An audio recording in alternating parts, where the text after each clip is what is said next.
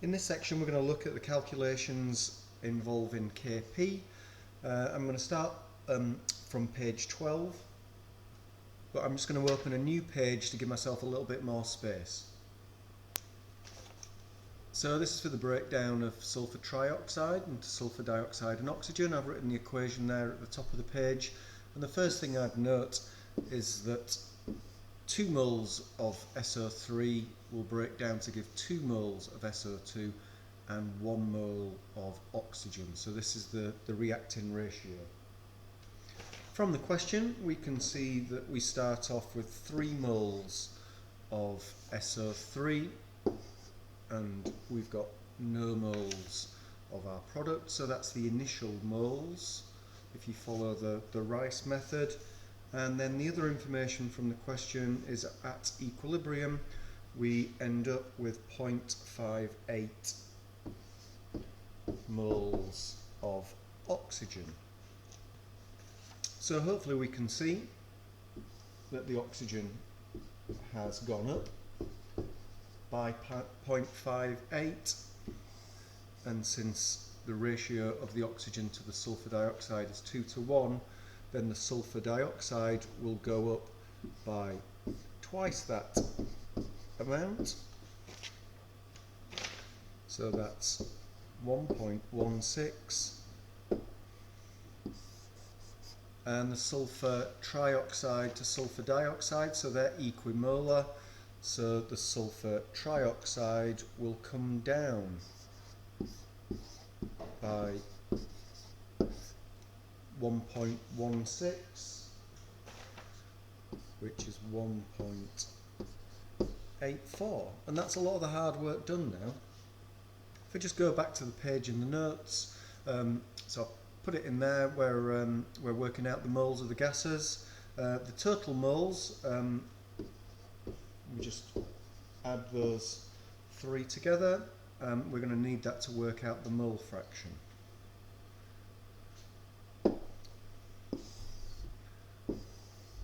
So the mole fraction for each of these gases, just divide their respective moles by the total moles.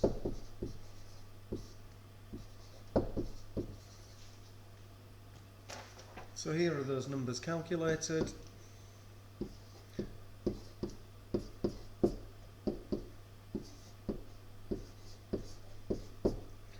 And I've done these to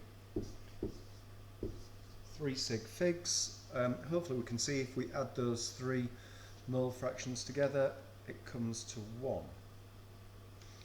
To work out the individual partial pressures, what we need to do is multiply those mole fractions through by the total pressure, and that will give us their partial pressures.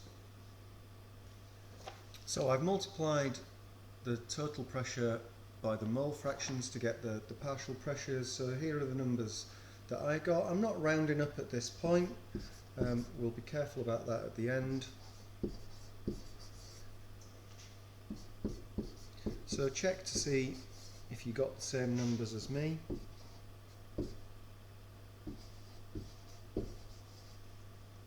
So for the sulfur trioxide we've got 1,773,300, for the sulfur dioxide 117,800, and for the oxygen 558,900. Well done if you spotted the mistake. So the sulfur dioxide should be 1,117,800. There's my Kp expression. So we've got the partial pressure of sulfur dioxide squared times the partial pressure of oxygen over the partial pressure of sulfur trioxide squared. And now all we need to do is pop those partial pressures in. There we have it. I suppose all we could do wrong here is perhaps forget to square or get them the wrong way around. So let's pop these in the calculator, and I'm getting an answer of 222 1074. In terms of significant figures, if we go back to the question, everything there is to 3 significant figures. So we've got 8.00 as the volume, 3.00 moles, 3.45 times 10 to the 6 pascals. So I think we would leave our final answer to 3 significant figures. And then finally the units.